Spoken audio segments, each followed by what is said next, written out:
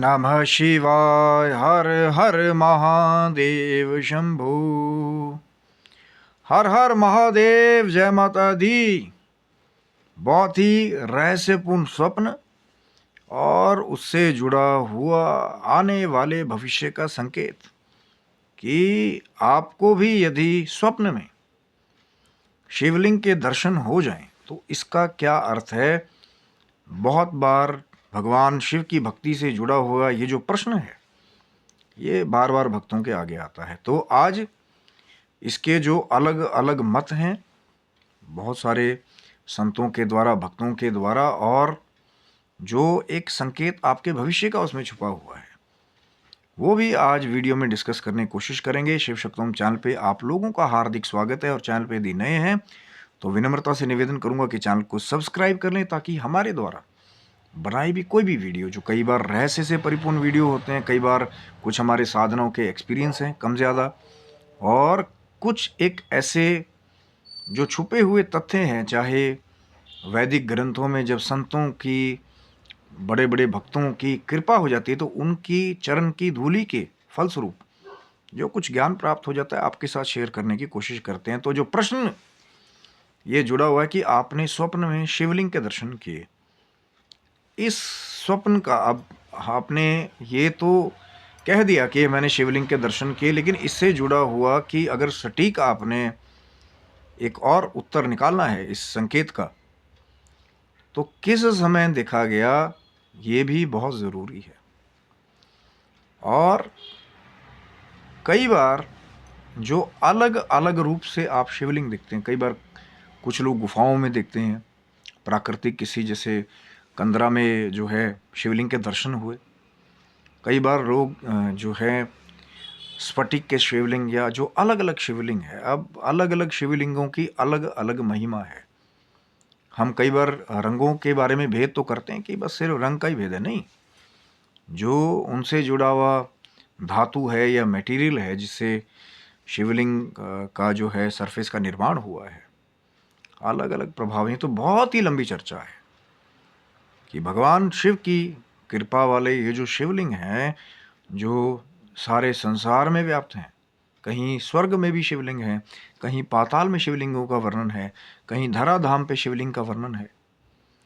तो भगवान शिव की कृपा वाले बहुत सारे ऐसे रहस्यमय शिवलिंग हैं जिनका आज तक तो मानव जाति ने शायद पूरा पूरा भी पता ही नहीं लगाया। कुछ एक ही हैं कृपा पात्र जिन्होंने कुछ छिपे हुए शिवलिंगों के दर्शन किए, ऐसे बहुत सारे हैं।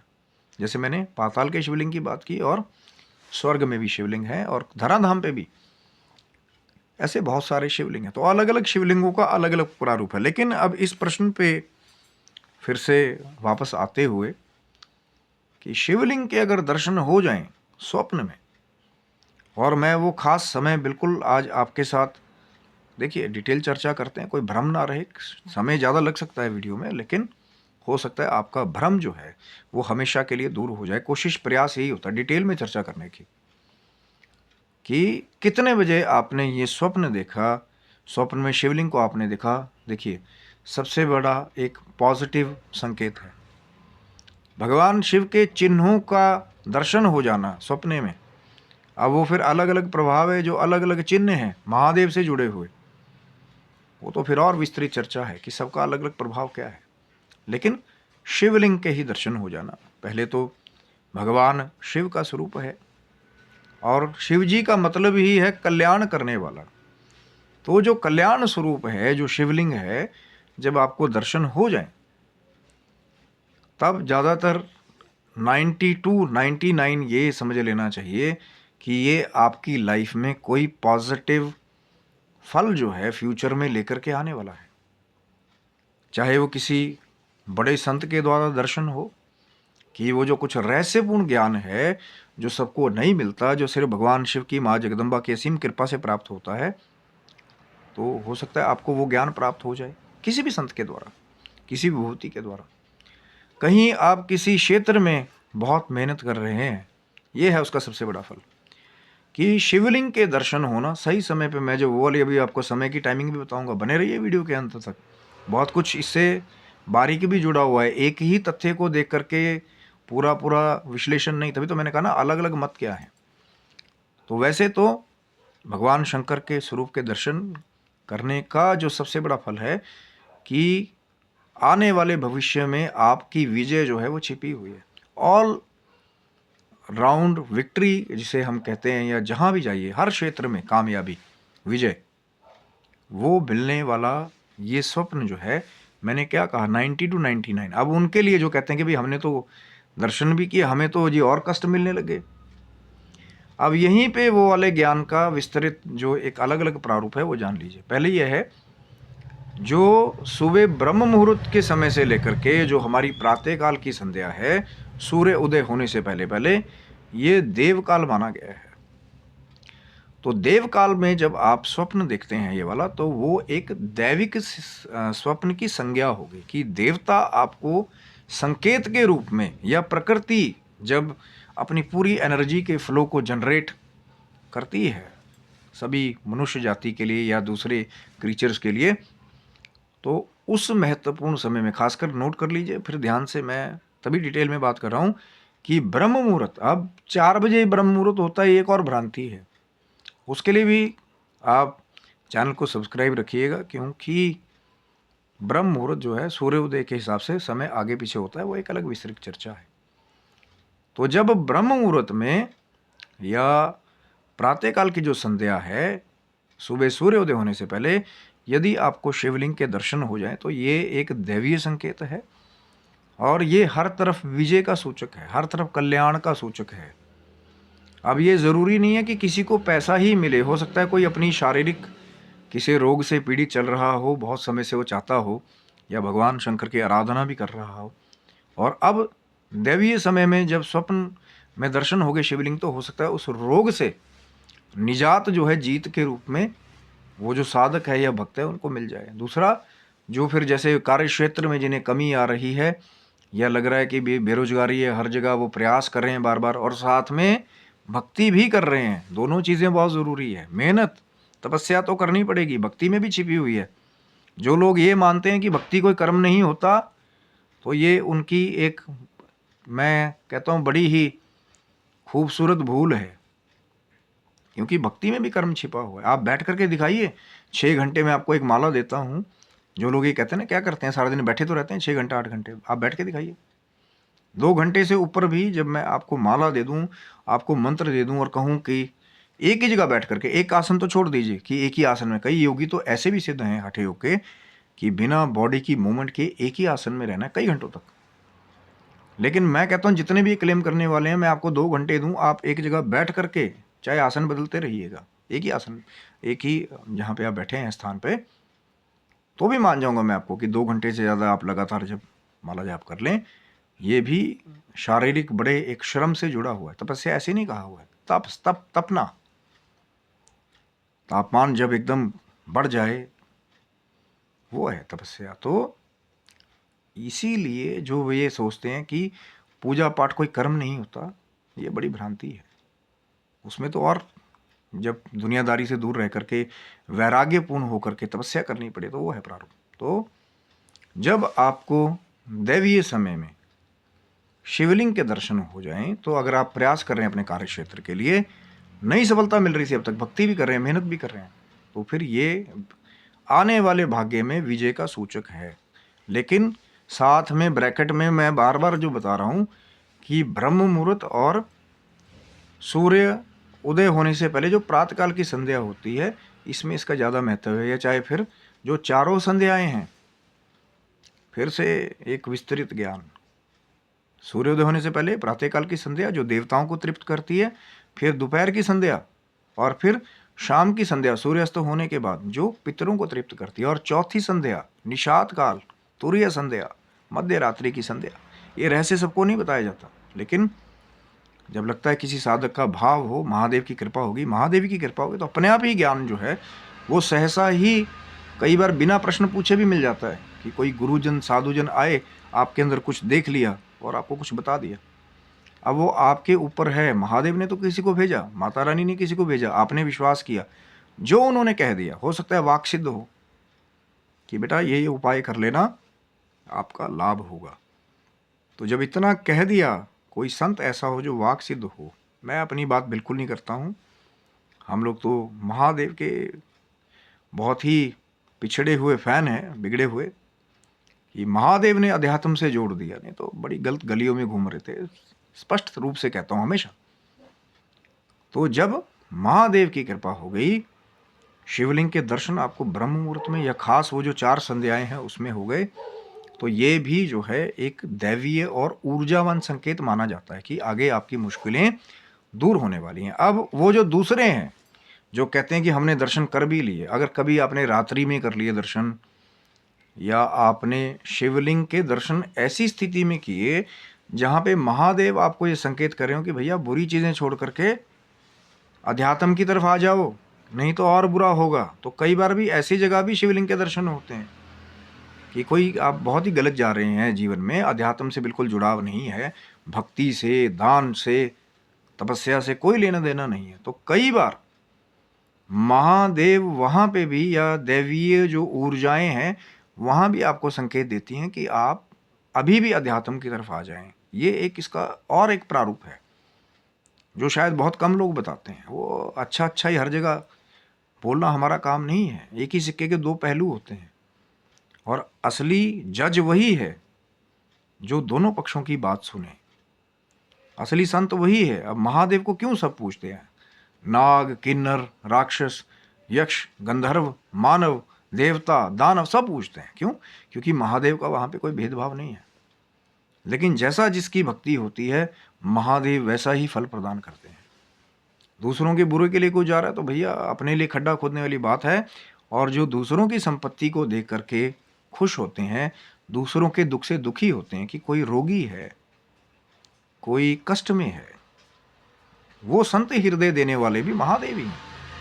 कि खुद छोटा सा बागंबर पहनने वाले महादेव सारे संसार को एक से एक रेशमी वस्त्र बांट रहे हैं, एक से एक संपदाएं दे रहे हैं, धन दे रहे हैं, ऐश्वर्य दे रहे हैं, और खुद छोटा सा बागंबर और आभूषण के रूप में रुद्राक्ष की मालाओं को धारण करते हैं। लेकिन ये महादेव की माया है।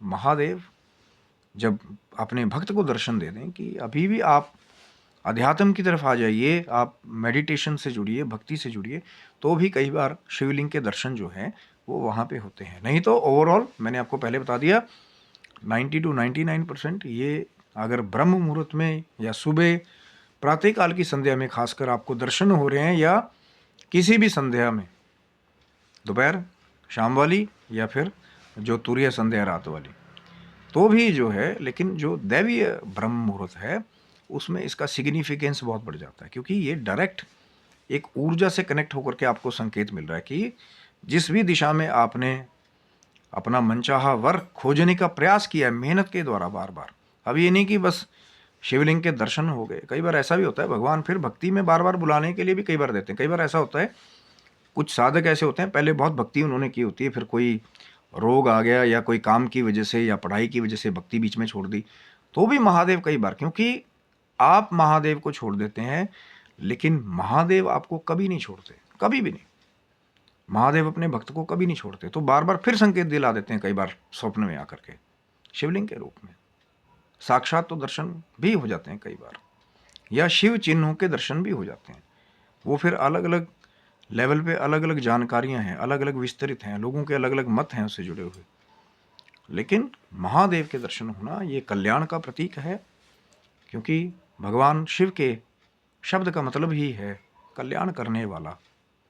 और जब भगवान शिव जी के दर्शन हो गए, चाहे शिवलिंग स्वरूप में, बहुत कल्याणमय स्वरूप में, तो फिर जानना चाहिए कि जो कष्ट की घड़ी है अब वो खत्म होने वाली है। या फिर वो लोग जो गलत मार्ग पे जा रहे हैं, कभी भी शिवलिंग के समक्ष दर्शन हो गए कि भैया अभी भी मान जाओ, अध्यात्म, ध्यान, इन चीज़ों से जब आप जुड़ेंगे तो आपका कल्याण होगा। खास करके वो लोग जो कुछ भी खा लेते हैं, कभी भी कुछ भी कर लेते हैं, और जो अपने आप को स्वतंत्र मानते हैं कि जी हमारे तो ज्योति की नोक पे सारा संसार है। लेकिन याद रखिएगा कि जिसके काबू में सारा संसार है, जिनके कंट्रोल में सारा संसार है, वो सबसे पहले फिर ऐसे ही लोगों का अहंकार जो है वो नाश करते हैं, ध्वस्त करते हैं। ये प्रभु सबसे पहला काम करते हैं कई बार। कि पहले तो खूब बढ़ा कि बढ़ो, होता है ना, शुरू शुरू में लोगों को नेगेटिव मार्ग पे बहुत फल मिलने लग जाते हैं तो लोग और बढ़ चढ़ के आगे जाते हैं। या जो गलत प्रलोभन देने वाले लोग हैं वो पहले आपको ऐसे ही मीठी मीठी थोड़ी थोड़ी गोलियां देते हैं, फिर बाद में उनका असली चेहरा बहुत बाद में आके पता लगता है, जब बिल्कुल आप उनके जाल में या सर्कल में आ गए। तो महादेव की ये जो कृपा है, ये पार आज तक किसी ने नहीं पाया।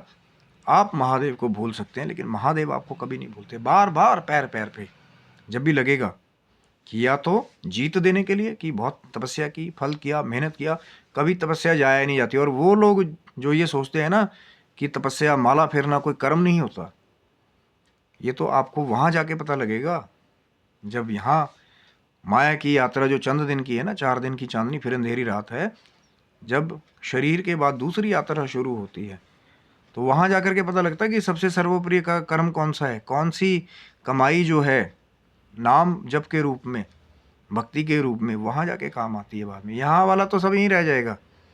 अलमारियाँ जितने मर्जी बड़े बड़े ताले लगा लीजिए, सब बंद, एक दिन यहीं रह जाएगा।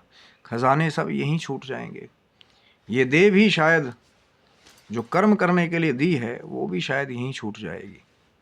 लेकिन वो जो नाम कमाई है, श्री राम जी की कमाई है, भगवान शिव के नाम की कमाई है, माँ जगदम्बा के नाम की कमाई है, ठाकुर जी के नाम की कमाई है, माँ राधा रानी जी के नाम की कमाई है। किसी भी रूप में कैसे भी कीजिए, ओमकार से सब जुड़े हुए हैं।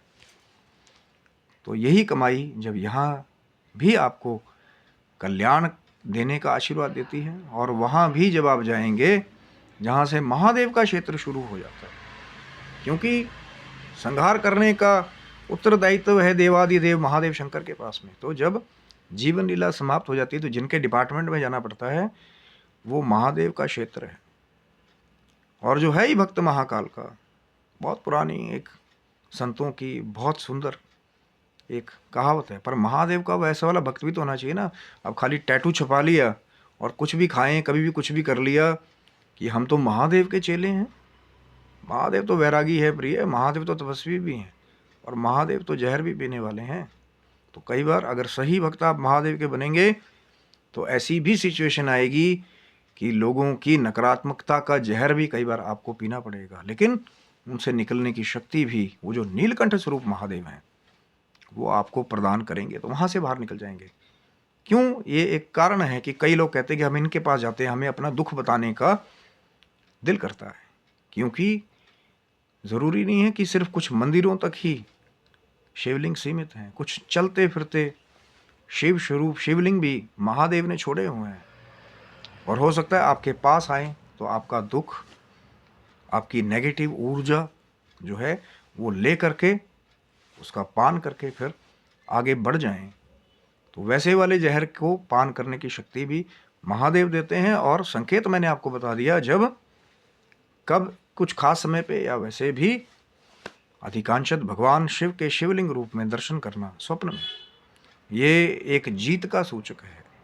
और जिन्हें अगर नहीं मिल रहा कि जी दर्शन तो हमने बहुत पहले कर लिए थे, तो वो वाला संकेत समझ लें कि बेटा सुधर जाओ, अभी भी आ जाओ महादेव की शरण में, देवादि भगवान देव की शरण में। नहीं तो जब काल आएगा तो बचाने वाला एक ही है, महाकाल। अकाल मृत्यु वो मरे जो काम करे चंडाल का, काल भी उसका क्या करे जो भक्त हो महाकाल का। जब आप महाकाल की शरण में रहते हैं, भगवान शिव की शरण में रहते हैं, तो जो मौत को भी नचाने वाले हैं, मौत को भी हराने वाले हैं, फिर आपका कोई क्या बिगाड़ेगा। लेकिन संकेत तो समझना पड़ेगा कि हम क्या कर रहे हैं, कब कर रहे हैं और किस लिए कर रहे हैं, क्यों हमारा जन्म इस धराधाम पे हुआ, क्यों ये मानव देह मिली है। ऐसे प्रश्न जब आने लग जाएंगे तो फिर आप जब बने रहेंगे और चैनल को सब्सक्राइब रखेंगे और चाहेंगे कि कोई प्रश्न आप पूछना चाहते हैं, चैनल के कमेंट बॉक्स खुले हुए हैं, मर्यादित शब्दों में आप कमेंट कर सकते हैं। क्योंकि बच्चे, बूढ़े, संत, महात्मा सब कई बार कमेंट्स पढ़ते हैं, तो मर्यादा को बनाए रखना भी हमारा काम है। लेकिन अगर वैसे भी आप कोई बात शेयर करना चाहते हैं, चैनल पे फेसबुक के, इंस्टाग्राम के लिंक जो हैं वो उपलब्ध हैं, वहाँ पे भी अपना टेक्स्ट मैसेज आप छोड़ सकते हैं। लेकिन जब दास को समय मिले, भगवान शिव की, माँ जगदम्बा की कृपा से, उनके ऑर्डर से, तब आपके सामने फिर उपस्थित होके आपके साथ वो जो हमारी हमेशा से कोशिश रही है कि नित्य प्रति कोई ना कोई ज्ञान की चर्चा हो और सही ज्ञान की चर्चा हो, जिसके द्वारा आपके अंदर भ्रम नहीं, आपके अंदर भगवान शिव की कृपा, माँ जगदम्बा की कृपा का सच्चा वास हो और आप अपने जीवन की भौतिक और आध्यात्मिक उन्नति के मार्ग पे हमेशा अग्रसर होते रहें। यही हमारी जो सच्ची कामना है भगवान शिव के चरणों में, माँ जगदम्बा के चरणों में। तो आप स्वस्थ रहें, मस्त रहें।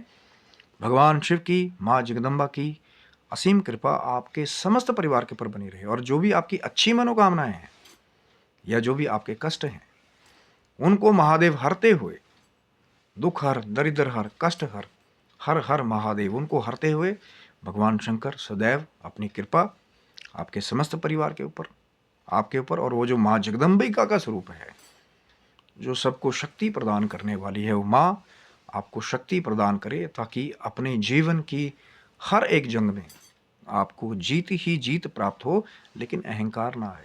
तब तक के लिए आप सभी बंधुओं को हर हर महादेव शंभु। जय माता दी आप सब।